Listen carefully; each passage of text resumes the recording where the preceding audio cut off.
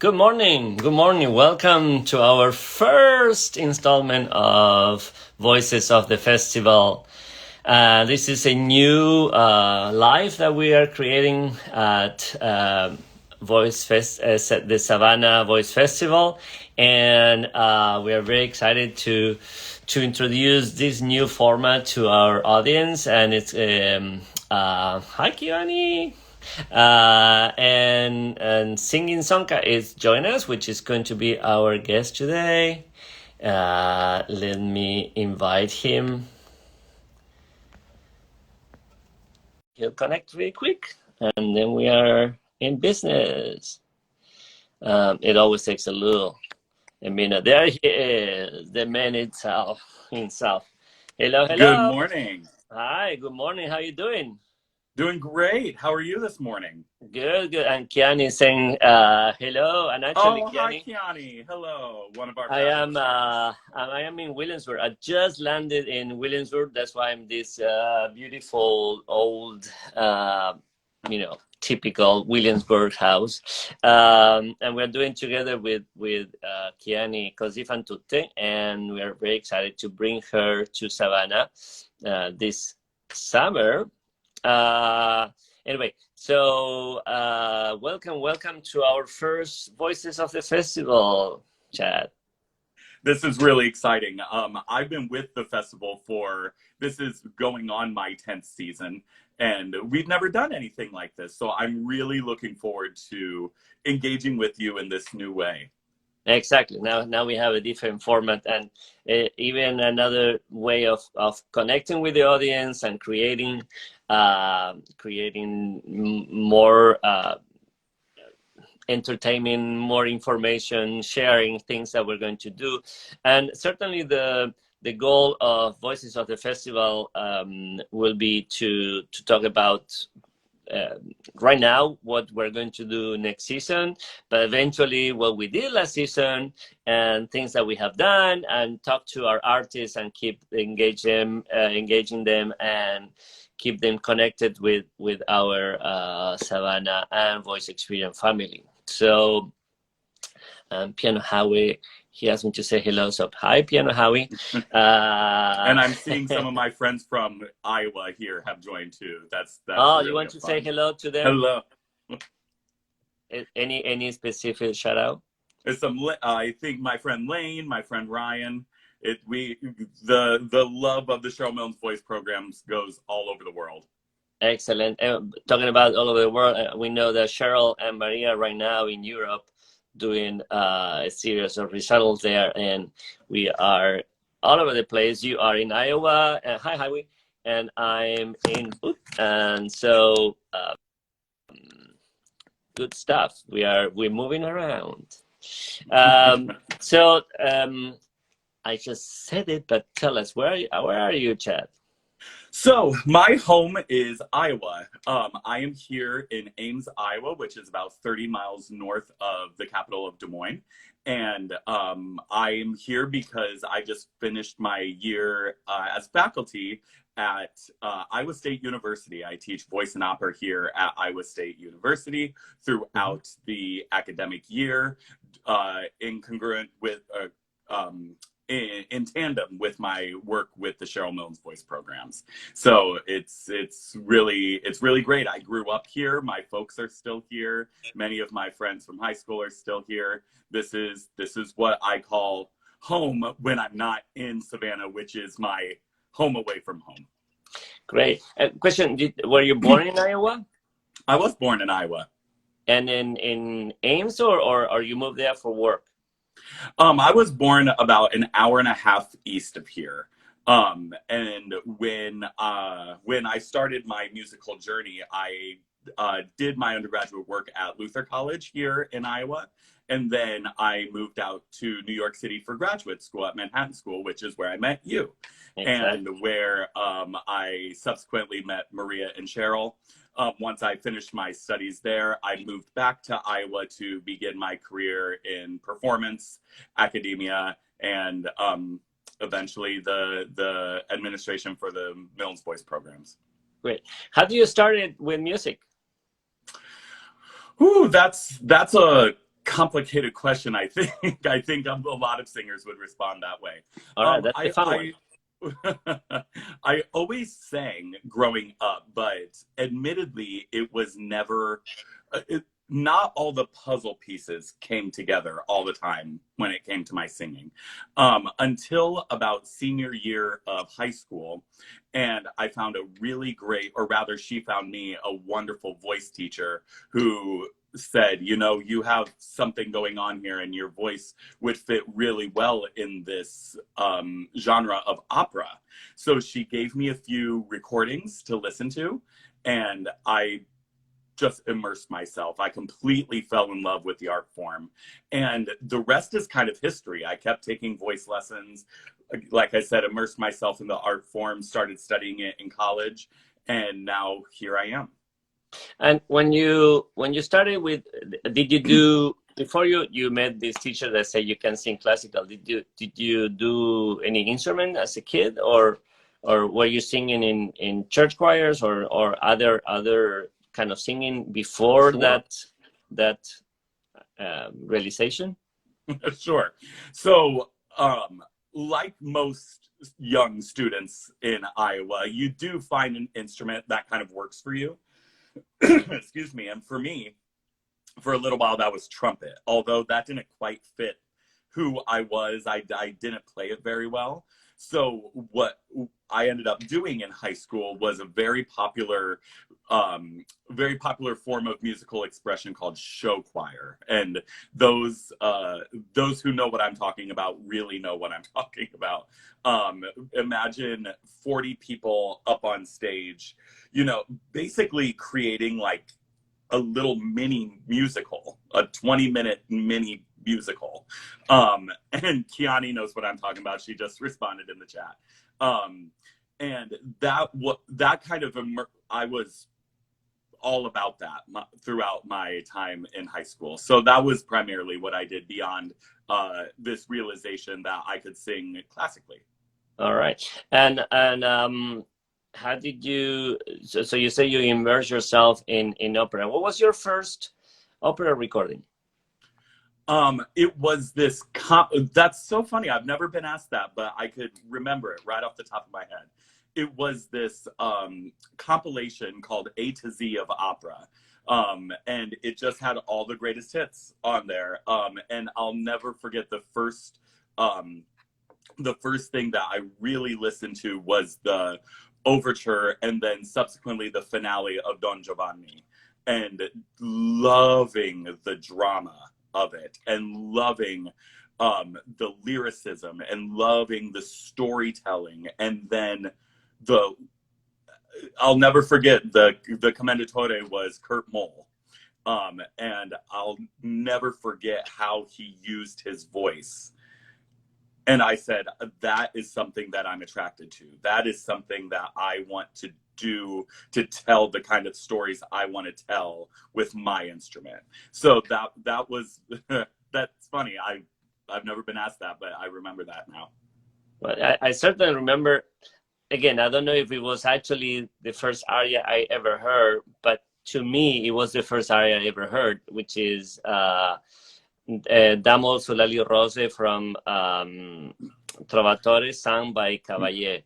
And I still find that recording eventually I found out that it's from the Maggio Musicale Fiorentino from the 60s. Right. And that was like, I adore that recording. And it was my first opera aria. And pretty late. Actually, I was already in college, in the 20s already, in my 20s already. So that was late, but I by then I was already working with singers, and I continue doing so. I remember so I remember you and I have had conversations about that with recordings. You like that Caballé Tosca too, right? Oh yeah. The Tosca with Caballé and Carreras and Davis, I think, is the conductor. It's incredible. I lost that recording. I should get it back. I should find another one, but I used to have it and I lost it. but I adore that recording, and I adore Tosca since. And I was very happy to be able to do it for the first time this year. I never done Tosca, and it's such a pleasure. I must say, and we're going to talk about this actually. I was surprised. It's, Tosca is a piece I know well. I've seen it many times. I of course I know it by memory, but I really know it. But being inside, it was totally different experience. Only a few. Oh, I mean, when I'm looking at it, I'm like in heaven and enjoying it. When I was playing, only a couple of times I was really like feeling it. When I was doing right. it, I was doing it. It's a different experience of. I mean, of course, I love it and I enjoy every moment. But it was a very different, if a different experience. It's as you are actually doing it. You are not. Uh, I mean, you enjoy the doing, and there's moments of the orchestral, tutti, then you are in it. But when you are doing it, it's a different experience. How do you feel about that? You as a singer performing, when you are performing, how is that different from watching a show or listening to a recording?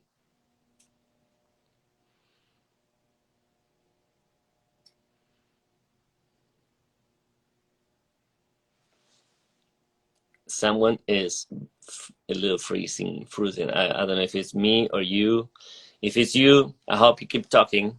Of course, you know, hearing me this, but now if it's me, if anyone is in the chat and can't, oh yeah, I guess it was him. Unfortunately, I lost you. But if you're in the chat watching, could you send me a text saying that you can hear me? Not that I can do much, but I have some connection, so that shouldn't be an issue. Hopefully you guys are able to see me.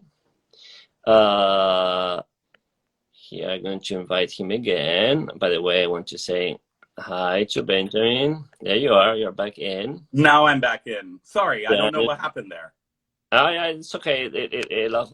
Hi, Mike. Yeah. There we go. Anyway, so I was afraid that I'm the one that is getting frozen, because then the whole thing freezes. But hopefully, I kept talking. Anyway, Hopefully we're okay. Yeah. so yes, Kiani, thank you. You can hear. Right. So I was asking, how is it different? Tell us, for the people that are not performers, how is it different to be on stage performing as compared with watching a show or listen to a recording? That's a really good question. For me, the largest difference is when you are experiencing a show as an audience member, you don't really have to think so much about craft and how you fit into that world. When you are on stage, one is hyper aware of what's going on all the time. You know, when we're training to be singers, we're trained to really know the score inside and out and be very aware and listening to what your friends and colleagues on stage are doing, so you can react in a way that's very authentic. So that requires somebody to be really present, really present. And when you're an audience member, you can choose to engage with the show on whatever level works for you. So say one is watching an opera like Nozze di Figaro, which one might have seen several times. You might choose to say, oh, I want to clue in on how that singer is doing this particular aria in a different way. You know, you can engage with it on different levels. On stage, you have to be hyper aware of what's going on. And I can imagine as a conductor that you're keeping everything cohesive, so your awareness is on high alert. Yeah, I must say that as a conductor, it's quite interesting. It is an aware of everything that's happening, but it's also a very partial awareness. I notice that I don't notice certain things. Like definitely, often happens that major things happen on stage that I never noticed, and they're just right in my nose, right? And when I see videos of shows that I've conducted and say, oh, that happened. I didn't know Right. that because it's not my job, so it's not related. Or things that happened in the orchestra or in the chorus or with the singers that, first of all, they're not an issue. There's not a problem. There's nothing comes out, or this what it should be happening, or as Right. part of the texture, and those things are, they are there, but they go unnoticed. In a way, it's like, I would say it's like when you are walking on the street and talking to someone. There's a lot of things happening, but unless Right. there's something That's that awesome. jump out to you for whatever reason, you are focusing on the person and you're talking, and things may happen around you that you're not aware because you don't need to. And in a way, that's what's happening when you're in a performance. There are many things happening, but you are doing things and you're focusing on what you have to do, not so much everything that is happening. But you have to be really, really aware and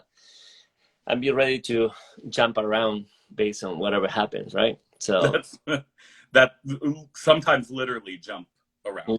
jump around. That's good. Now, so now we are the new direction of the Savannah Voice Festival and essentially the Mills programs in both the Voice Experience and the Savannah Voice Festival. How is this new hat of executive administration is?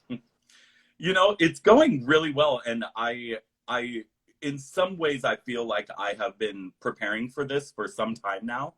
I'm honored to be under the guidance and mentorship of Cheryl Milnes and Maria Zubis for the past 9 years. Like I said, I've been working with the program since 2013, and you know, I go into any situation like this with, you get out of it what you put into it, right? Mm-hmm. So if one is engaged with the art form, and one is, to quote one of the amazing teachers for the voice programs, Mark Schneidley, he said, in order to be successful in this career, you have to be curious above everything. Curiosity is going to lead to success.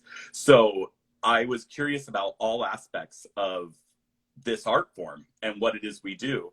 Everything from, when I came, I was primarily a performer, but then I started to exercise my directorial muscles, and I started to work some administration and garnering those skills over time. And it was a very natural progression. So I have to say, this new hat, while challenging, feels very natural as executive director of the programs.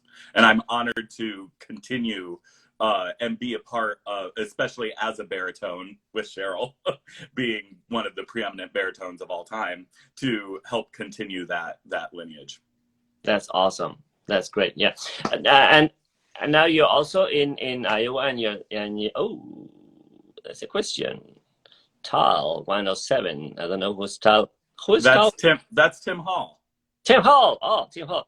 Do either of you have a specific moment in your opera performance which stands out as a benchmark of your career? Well, tell us. That's another really great question. As a benchmark in my career, you know, I would have to say probably performing Elijah in graduate school. That was the fulcrum. That was the turning point of really realizing what one has to do in order to have a successful career. You did it in MSM? I did that at Manhattan School, yeah. Oh.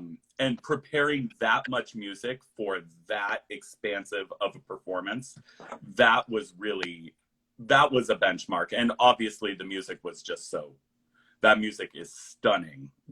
And again, and both Cheryl and Tim will appreciate that you choose Elijah.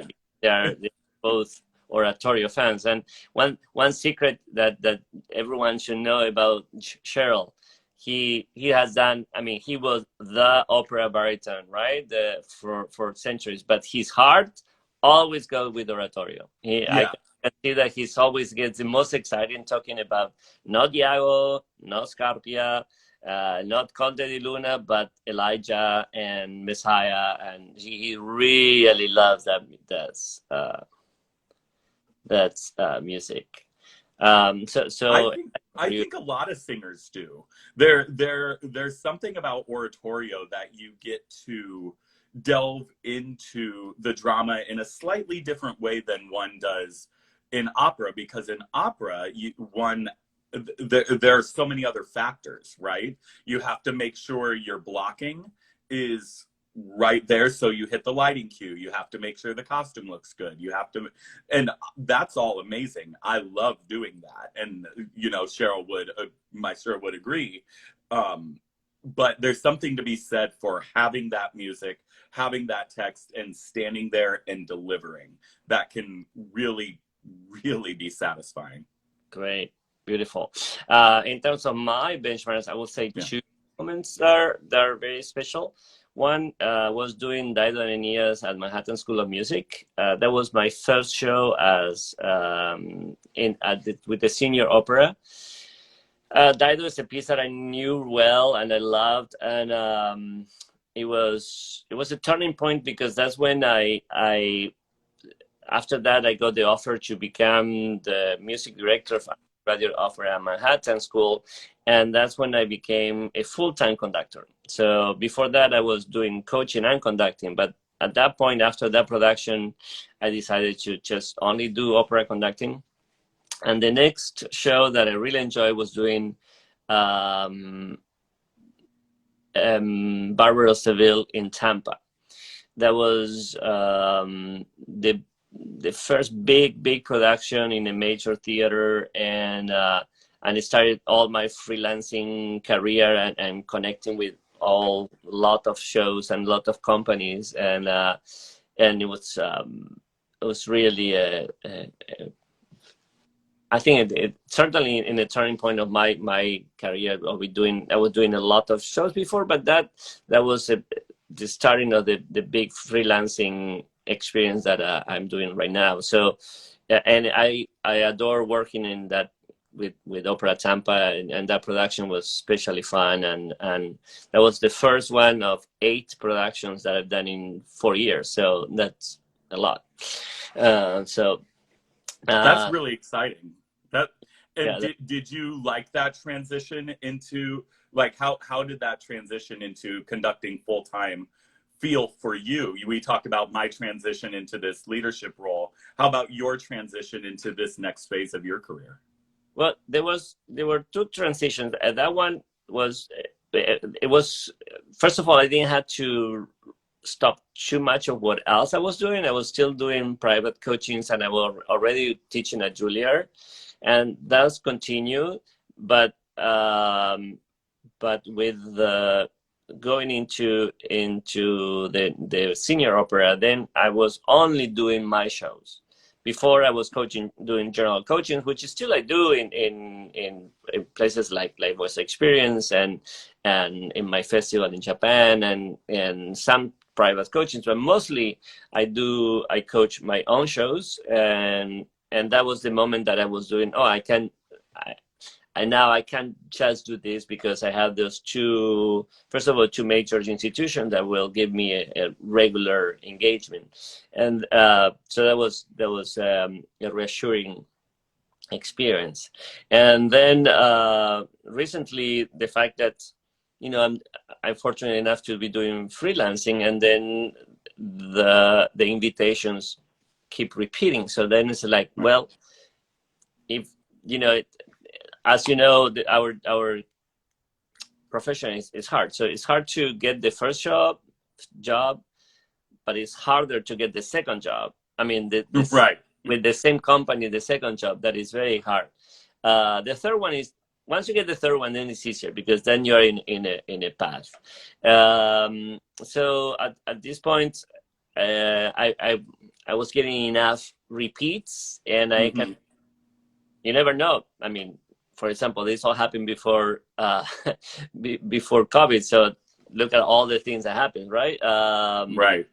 But then once you say, okay, well, it's likely that things will happen again. So at that moment, I say, well, I should try to explore and focusing on that. One thing that I do all the time, and you know, people that know me know that I'm a multitasking. I'll do many things at the same time. Mm-hmm. So all transitions are easy for me because I don't like to do a abrupt transition of 180 and totally change. Right. The only time that I've done that was when I moved from Argentina to the States. Mm. And because at that time I mean, there was nothing you can do online or anything. So I had to change, do a major change. So I had to go from one country to the next one. But after, and of course, going from Ann Arbor to New York, that was a big change. But after that, always the changes are partial. So I change 40, 30, 50% of what I do. But the other one continues until something else come and change the order. So the transitions are smooth and organic. So I personally, I don't like do major changes. I like to do a lot of small changes. So I think I don't find them hard. In fact, I find excited because there's always new that comes in instead of just stopping everything. Well said. And let me read what Tim said. Thank you both for affording us so many meaningful and forgettable musical experience through Savannah Festival. Oh, thank you so much. And we're very excited to talk about this festival, but I will be there in a second before. Thank you for watching, Tim. And for the question, by the way, anyone, if you have questions, I adore questions, and I'm sure Chad also. Questions are great because it makes us think of something that we didn't think about it, and create bring some information that we would not have shared otherwise. And so that's right. Really excited to do it. Question. As you also direct, how is that different? How is it different and you direct? Not only you teach a voice in Iowa, but also you direct your shows, and you will be directing. You will be directing in Savannah. But how is that different as a job of singing? Sure. That's okay. So I really enjoy directing, particularly on a small like chamber scale, and also incorporating some outreach elements to it. So some of the shows I've directed with the programs and at Iowa State are Pauline Viardot's Cendrillon. I've directed Hansel and Gretel, but perhaps and a world premiere of Michael Ching's A Royal Feast. That was this past summer in partnership with the Esther F. Garrison School for the Arts. So that was really a joy. I would say it's different in the preparation of it.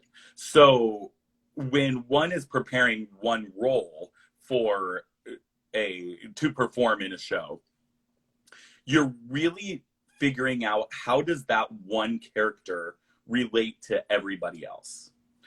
When you're directing, you essentially have to have an overarching view of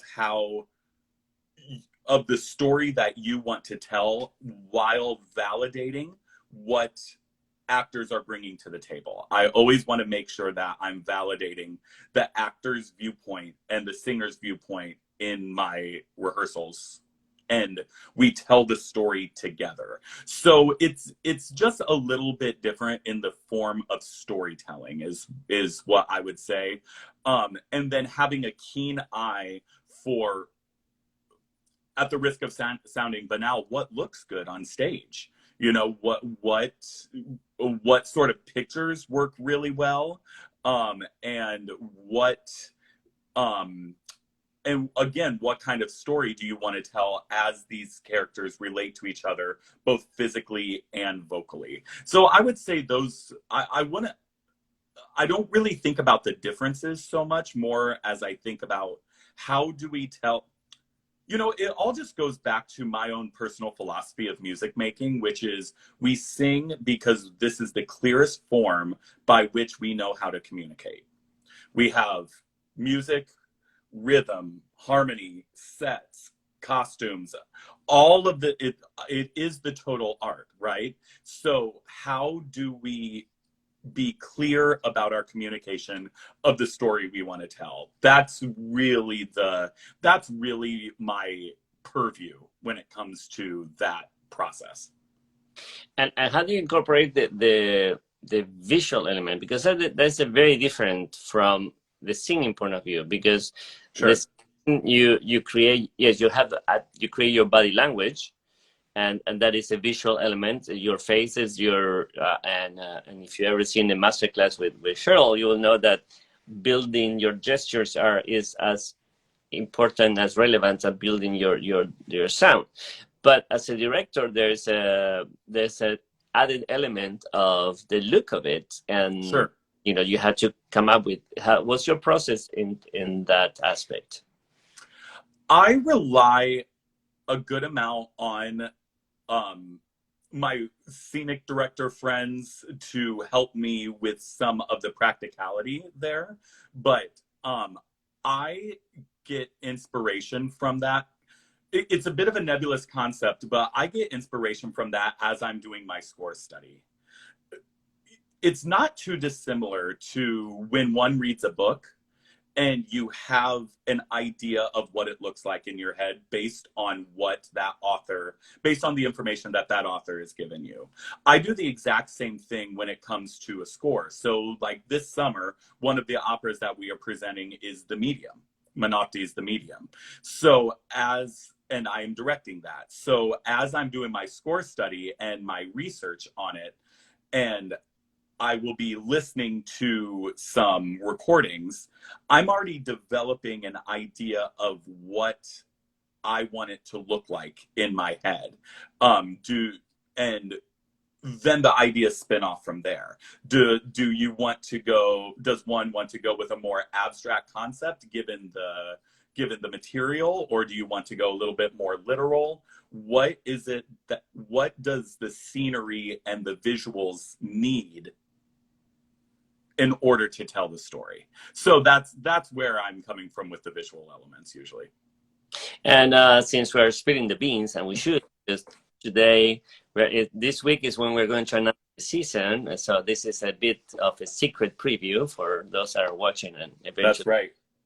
So we're going to do Medium at the amazing Telfair Academy, right? In Savannah, we're doing it at the Telfair Academy. We're going to first do it in Iowa, but then the performance it will be in the Telfair. And if you've been in the academy at the Telfair, it's a gorgeous space. It feels like a rotunda, although it's a square base. And it's full of amazing artwork. It's a beautiful late 19th century space. How are you, without telling very specific, but as a concept, how you marrying the Telfair, the Academy, the Rotunda, the Academy, and the Medium? I'll tell you right now, I'm going to rely heavily on the natural beauty of that space. Those that attended the festival last summer, and we hope you will come back and attend this summer, know that there's already a special ambiance about that space. And I think the inherent, I don't want to say darkness, but in singing, we have this term chiaroscuro, which means the balance of light and dark. And that exists in visual art as well. And this space has that to a T. So I'm going to rely heavily on that and use some really interesting lighting in order to create a mood, in order to create an environment that will be conducive to Menotti's really, at times, kind of twisted but interesting score. And I'm really looking forward to utilizing that space like that. And certainly, the Medium is set in her living room, and this is as if Baba has done really well. That's right. Has built the most amazing living room that she exactly. It's actually it was a bit of a parlor. I mean, it's enormous and it was enlarged, but essentially it was the home of the Telfair. So, Right. way it's very fitting that we are doing it there. Indeed. Before we move into talking about a little more about the season, we have two questions that I want to address. One, Yeah. Kiani says, Kiani says, what's your favorite art song and why? Well, immediately where my brain goes, I don't know if I suppose this is classified as an art song. I think mine would have to be Beim Schlafen gehen by Richard Strauss. That's an art song. And Beim Schlafen gehen, for those who don't know German, means like going to sleep. And German doesn't always translate well into English, but going to sleep, and it's orchestrated with soprano voice and a featured instrument of a violin. And the way Strauss uses the voice to really mimic the soul almost rising to heaven, and the violin mimics that so beautifully as well.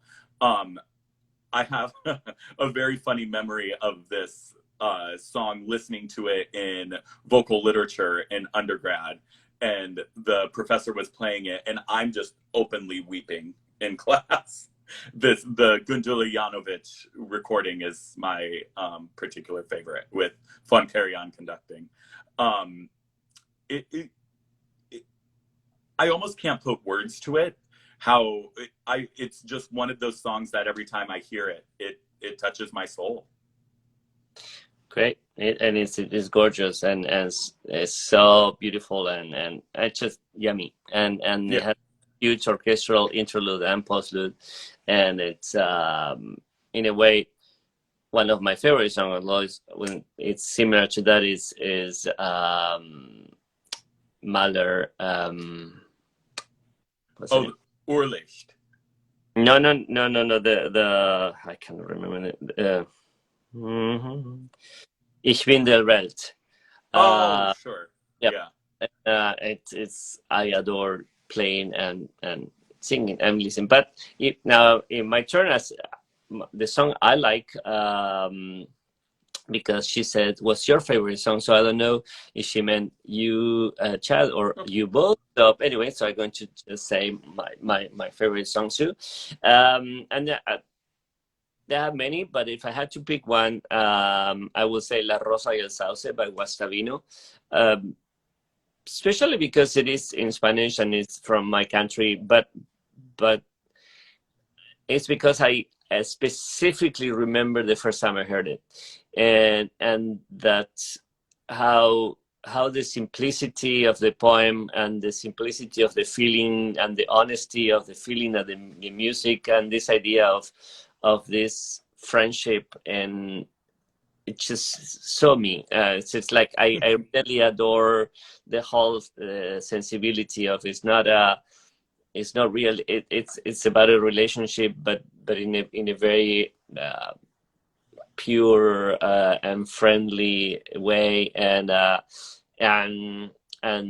unfairness of fate without any malicious anyway. It's not that nothing bad happened because anyone wanted to be mean, and the whole sensibility was so meaningful, and I was also crying with this little simple story, and it's so beautiful, and every time I hear it, it takes me back to that experience at the conservatory in Buenos Aires when I was a student. So that's beautiful. Kiani opened up a can of worms here. We could do a whole entire podcast on our favorite art songs, because as you were talking, I was thinking about text with which I connect, and I think another one would have to be "Sure on This Shining Night," the Samuel Barber. It's the perfect art song for just in its structure and the setting of the text, and how it's just amazing. It's absolutely amazing. Great. Yeah, it is beautiful. I love the secret. I mean, it's not too secret, but it's not obvious, the canon and the imitation of it, and how it the first one is a counterpoise, and then the switch. That's right. I mean, it's not very brainy, but it's really interesting that it's there. How it dovetails Yeah. is unbelievable. And Joanna, hi Joanna, and her name, your name is funny, Joanna Popansut. There you are, Popansut. There you are. And Joanna says, I'm interested in directing at some point. What would you recommend to someone who's looking to get involved on that side of the table? And that's for you. That's a really good question. I had the benefit of being involved in or being a part of the academic world, which afforded me those opportunities relatively early on in my career. I think I directed my first full scenes program when I was 25 years old, which in terms of academia is relatively young. Hi, Jessica. Hi, Good to see you. So I'm lucky in that I was afforded that opportunity under the umbrella of being part of an academic institution. So I would say if you are at all interested, excuse me, in teaching or being a part of that world, oftentimes universities will have those opportunities for you. But you simply putting it out there into the world like you're doing right now, Joanna, letting people know that this is a skill that you're interested in honing is the way to do that. I think is having conversations with people and letting them know that this is something that you're interested in and seeing what comes of it, because you'll never know when somebody goes, oh, Joanna's done great work, or X, Y, and Z has done great work for me in this respect. I'm going to give her this opportunity to try out directing. So without, talking specifics with each individual person, that's probably what I would say in terms of getting involved in that way. And I guess as an addendum to that, excuse me, maybe the glass half full look artistically of COVID is that it's afforded all of us to look at our careers a little bit differently and engage in projects that we might not have done prior. So something that you can do is get a group of folks together to create a project, film it, or put it on with in a small venue. Just get your feet wet that way. And I know that's easier said than that's going to be another avenue that one can explore with directing. And then, of course, then there's all the, artistic side of directing. Just like with any other art form, trial and error. Sometimes you give a particular directive and it doesn't look very good, and that's okay. You can double back and change it. Things are just fine. Well, I mean, for example, now that you mentioned, and things that and by the way, another secret that we're sharing. So Joanna is coming to Savannah this summer, and she's doing what can I say? She's going to do Sievel in Faust, because we're doing Faust. And you are conducting it. I'm conducting Faust, and Fabrizio Melano is directing Faust. So there you are, Faust. But Joanna, you should definitely talk to Fabrizio. Mention that. Wouldn't it be amazing if you are, in a way, you're like assistant to Fabrizio, and you are there helping and watching and being a part of the team from that point of view? That will be a great, and who person will be a better person to learn from that Fabrizio, which is, Indeed. It is one of the glories of the Met and Callas and everything. So so it is amazing that you can do that. So let's talk about it. That's fun. Well, and it harkens back actually to what I mentioned at the beginning of this broadcast, if you will, which is anytime I was being directed, I was also studying how that director was directing. So you pick up skills that way.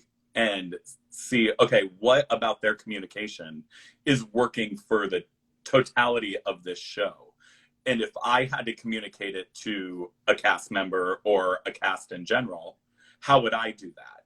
So recognizing the brilliance of somebody like Fabrizio Milano, and this whole entire art form is built on the shoulders of those who came before us, right? So we owe it to them to use what they're so generously giving to propel this art form forward. Great. Yeah, that's true. By the way, Joanna says that was her first aria. So, Oh! so you'll, I don't know if you've done it before, as it's a whole show, but now you're going to perform it Cool. For Savannah. So we're very excited to have you do Ciebel for us.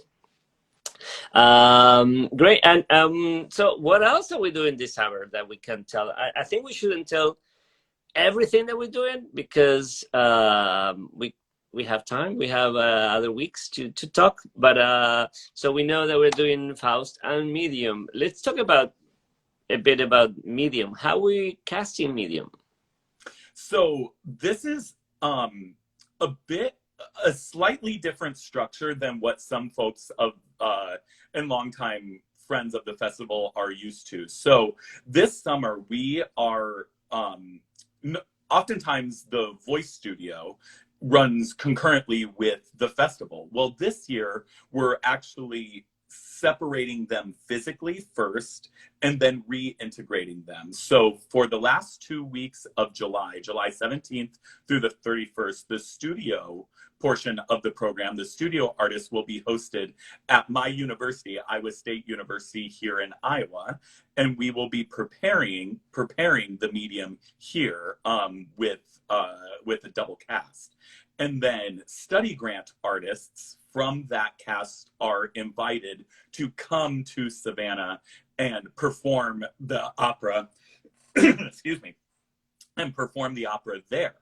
And those study grant artists will also participate in the festival in the form of being in the Faust chorus and some of our other concerts that audiences have come to know and love. So that's a slightly different structure than what we're used to. But that is what we're doing this summer, and we're really excited about that. That's great. So what tell us, what are the study grants? So study grant artists are artists that are really on the cusp of moving into the next level of their development. So those are artists that will like I said, perform and study here in Iowa, and then have the chance to use what they've learned in the intensive, the 2-week intensive in Savannah. Great. So they're going to come to Iowa, and we're going to work with them, and we're going to actually perform 2 of the shows that we're bringing, one of them being the Medium. And the whole cast of the Medium is going to come, we're doing double casted in Savannah, in Iowa, but it's going to be, one cast is going to come to Savannah, and they are sponsored by our fantastic education program of Voice Experience, and we have specific sponsors. In fact, we're still we're looking for more sponsors for our study grant artists, and if you want to sponsor some of these artists, help them develop their career, please contact us. Please, yeah. One of them is couple that you guys know because he came last summer, and he's going to be performing in Iowa and in Savannah. And that's right. And many of them, we have actually 10 or 9, I mean 9 or 10 study grants that are coming from Iowa into Savannah. So they have a whole experience of 2 weeks of intensive work with the teachers, with the voice teachers, with the coaches, performing, staging 2 shows, doing concerts, and then come and be part of a professional festival and be doing a show on their own, participating in concerts and participating in other of the performances, working different directors, different conductors, different experience, and interact with the audience as a young professionals that they are. So it's a very, very and some of them are even covering the major roles. So there's a whole layers of learning that the study grants will be afforded thanks to our scholarship fund, and Voice Experience, and the donors that generous support the work that we do in Savannah. All right. So that is very, very important to us. Our education component of the Mills Voice programs is essential. In fact, it originated that way because Cheryl wanted to share his legacy, and we thought that, you know, the younger artists should learn with the master, so they should have the opportunity to work with people like Cheryl and Fabrizio and many other. How is it? Tell us a little more about Iowa first. I mean, Voice Experience. Sorry, my phone keeps buzzing and then it moves. So tell us what's a bit about Voice Experience in Iowa in terms of what is the format, what are we going to do there, and what are we bringing to the festival after? Sure. Well, you talked about several of the aspects of what will happen in Iowa. So over 20 different artists from all around the country are going to be converging on Iowa State's campus. And there they will receive daily lessons, coachings, and have the opportunity to participate in lectures, master classes, and performances, all in the effort of boosting one's performance and vocal prowess under the guidance of our fearless leader, co-founder Cheryl Milnes. So that's really the focus of Iowa. There are many aspects of the studio that are almost solely focused on as you said, the educational aspect of this art form. So singers really have a chance to be a part of an intensive that's geared towards them, where they can really focus on their craft for 2 really solid weeks and then go back out into their respective worlds and apply what they've learned. And 10 of them will come to Savannah. That's right. Grants, and with it, and this is a full scholarship experience in which they will come and experience working in a professional festival. Really quick, tell us. So this is something that Savannah Voice Festival does, which is engage in education. There are several other projects that are wonderful that Savannah Voice Experience does in terms of education. The Deep and the choir, the children choir that will be in our shows. Tell us more about those, at least those 2 elements. Absolutely. So prior to my being executive director, I was the education and outreach coordinator. And I'm proud to have spearheaded a couple really important initiatives because connection to community is so important.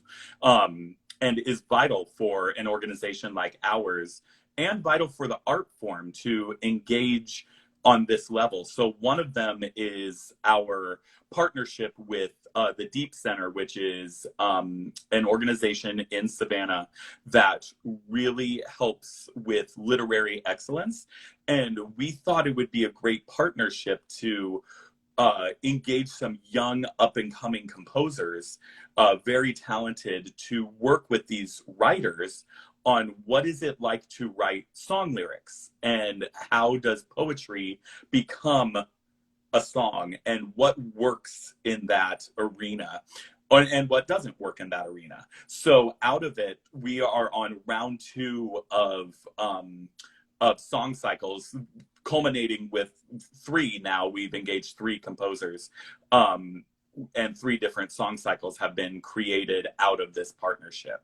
So those this new set of songs will have its premiere this summer in the song concert as part of our 10th season, again in the Telfair Museum. It's going to be really exciting to hear how the poetry and text of these young people have really come about during this really difficult time. Right. And then secondly, what Joanna say? Thank you, Joanna. That's very sweet. And then we have a long-standing relationship with the Savannah-Chatham County Public School System and have engaged with them and even created operas with them. In fact, this most recent summer, a Royal Feast, Michael Ching's Royal Feast, which is a sequel to Rossini's La Cenerentola, was created with the children, with the Esther F. Garrison School of the Arts middle school children. They helped conceive the plot, write the text, and even worked with Michael, our composer in residence, to compose some of the music. So these relationships have helped realize brand new works, and they participated in it virtually as well. So those are some of our really exciting partnerships that continue to thrive and that continue to grow in a really organic and interesting way. Excellent, excellent. So by the way, the song will be at Christchurch. It will not be at the Telfair. Oh, it will be at Christchurch. We have so many fabulous venues So in Savannah. Another amazing venue will be Christchurch, which it's been one of our home since the very beginning, and so we're very excited this year to do the song concert, the leader concert, the repertoire that is piano and voice at Christchurch. And another thank you for that. Further the rich collaboration with the Deep Center is that we're looking into performing some of those songs that had text from the members of the Deep Center, performed with instruments from the Savannah Philharmonic in concerts that we'll do as an outreach actually not outreach. I mean, yeah, outreach because they're happening outside in the community, but they're happening in neighborhoods in September. We're doing a series of concerts in September, late September, around Savannah in 3 different locations in which we are going to perform in collaboration with members of the Savannah Philharmonic, and we're going to perform some of the songs that were created as part of the collaboration with the Deep Center. So a lot of forces and a lot of energy working together working together so we can do many wonderful things. Chad, it is time to wrap up for today, and I think we probably have another talk coming up so we can continue to talk at our festival, but thank you so much for being the first guest, and it makes sense that you and I are the first people in this show, and we're very excited to create this new format. Any parting words? Well, I want to thank everybody that is watching currently, and everybody that has always supported the festival and continues to support Maria and Cheryl and our really great work in supporting these artists, supporting our friends, and supporting this art form. And on a personal note, it's just, I think I've said this before, but Jorge, it's so great to be in this leadership position with you after having learned from you as, a coach, as a mentor in graduate school, and now getting to lead programs like this with you. It really is an absolute honor. So it's nothing but good collaborations coming out of everything that's coming in 2022, particularly this 10th season in Savannah, Voices from Beyond, August 7th through the 21st. Thank you for your words. I really enjoy working with you from the first day, and I'm glad that we have this opportunity of continue working pretty much every other day during the week. So So, and for everyone else, thank you for watching. And for those ones that are watching the recording, because by the way, this is going to start building our library in Instagram and Facebook. And please spread the word that this happenings every Friday at 10 a.m. and you can watch and rewatch. And if you miss something, the video will be available. And please send it around and let us more people know about the festival. And thank you, Chad. Thank you for everyone that was watching. And stay tuned because more information is coming, and you're going to hear more. What are we doing this coming August? By the way, the dates are, and we can tell them now, it's from August 7th to August 21st, first in Savannah. Of course, in many, many locations. More information coming up. And thank you for watching. I will see you next week and to hear more about our voices of the festival. Bye. Fabulous. Thank you. Bye.